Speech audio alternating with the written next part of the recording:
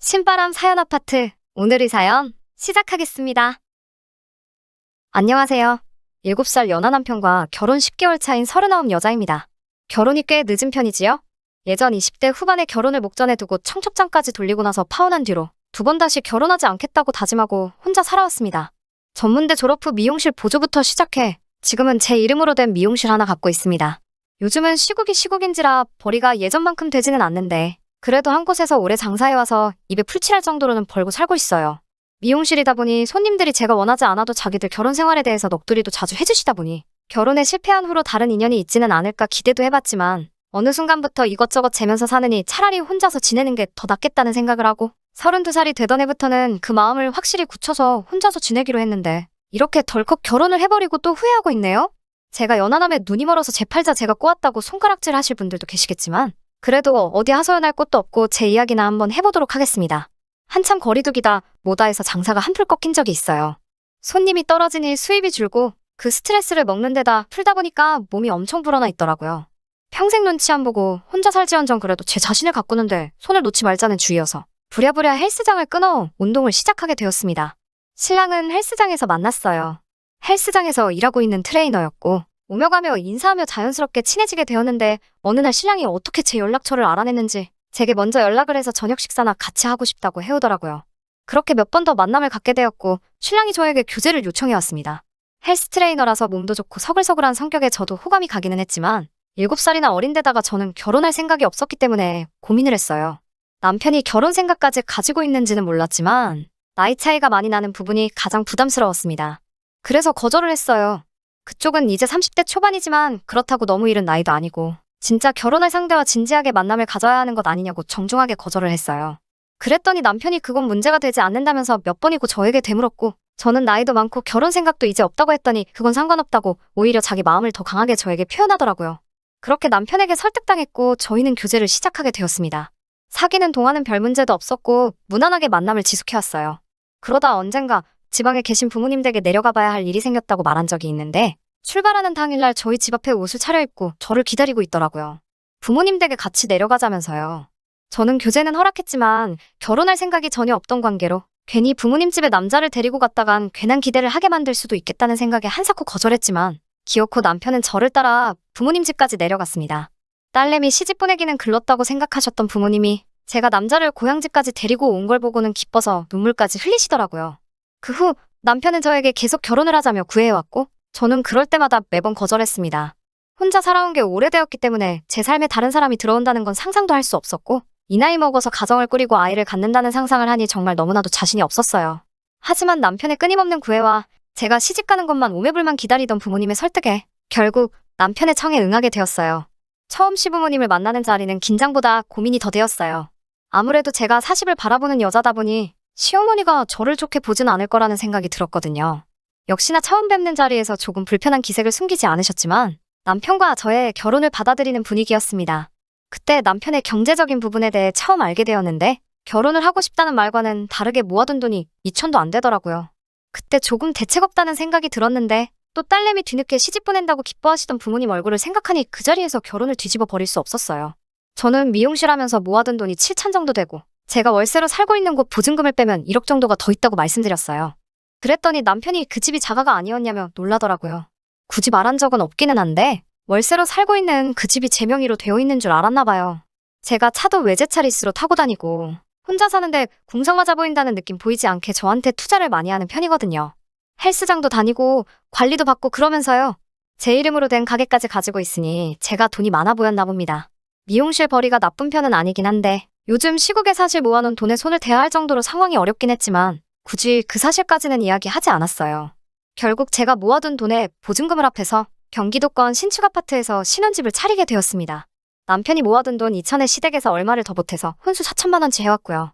아무튼 그렇게 결혼은 별탈 없이 마쳤습니다. 그런데 결혼하고 문제가 생겼어요. 이 시국에 피해만 보는 게 미용실만은 아니었던 거죠.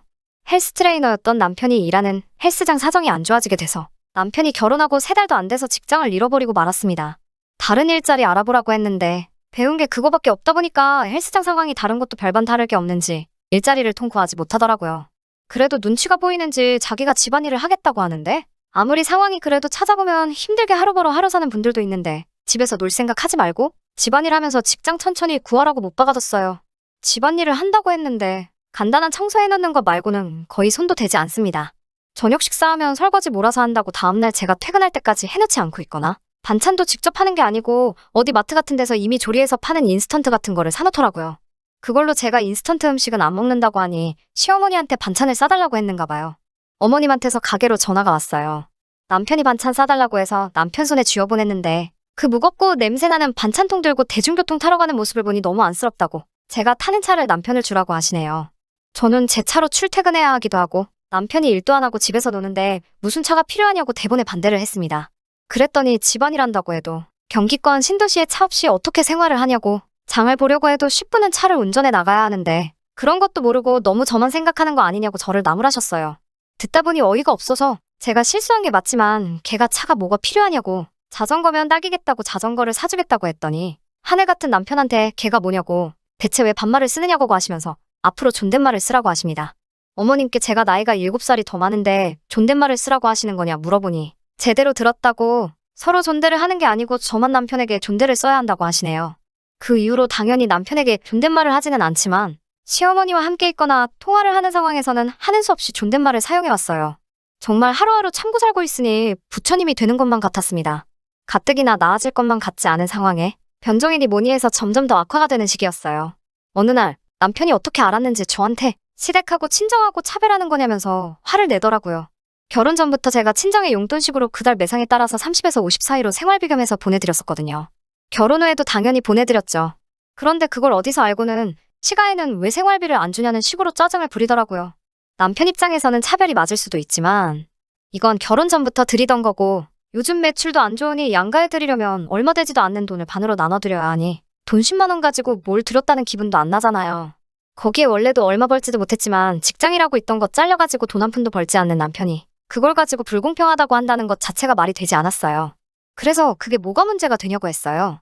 너가 벌어서 더 드리면 되는 거 아니었냐 했더니 어이없게도 남편이 하는 말이 시가에 용돈을 안 보내드렸다는 게 아니라 애초에 왜 친정에 용돈을 드리냐는 식으로 나오더라고요. 그 상황에는 정말 무슨 말을 하고 싶은 건지 알 수가 없어서 대체 무슨 뜻으로 하는 말이냐 물어봤어요. 그랬더니 결혼할 때 시가에서는 돈을 보태줬고 친정에서는 한 푼도 돈을 안 보태지 않았냐면서 정작 결혼할 때 도와준 건 시댁인데 이거 완전 재주는 곰이 부리고 돈은 되놈이 가져가는 꼴 아니냐면서 역정을 내더라고요. 남편 말 틀린 거 하나 없이 친정에서 도와준 거 하나도 없습니다.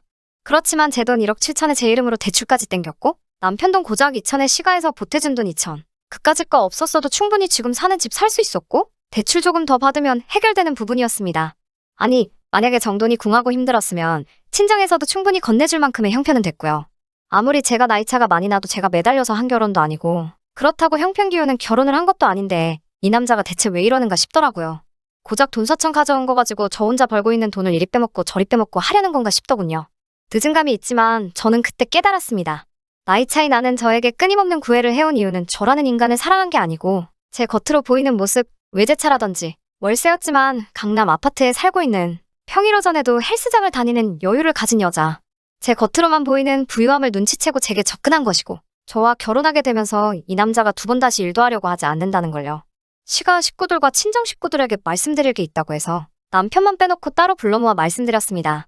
이러이러한 이유들로 이혼을 고려 중이라고 말씀드렸더니 어머니는 김서방이 뭐가 어떠냐면서 오히려 저를 말리십니다. 노처녀의 이혼료 꼬리표까지 달면 이제 시집은 어떻게 또 갈 거냐면서요. 낳을 계획도 없는 손주 이야기까지 꺼내시면서 제가 결정한 결혼이니 그런 사소한 이유로 이혼을 하면 되겠냐고 저를 나무라시고 그 말을 들은 시부모님도 기고만장해져서 남편이 직장을 잃고 스트레스를 받아 그러는 거고 본성은 착한 아이니 자기들이 잘 이야기하겠다고 하더군요. 친정엄마만큼은 저를 이해해 주실 줄 알았는데 제 마음 하나 아무도 몰라주는 이 상황이 정말 답답합니다. 후기입니다. 혼자서 끙끙 앓고 있던 와중에 사건이 하나 더 터져버렸네요. 그날로부터 얼마 되지 않아서 남편이 술값으로 100만 원을 카드로 긁고 왔어요.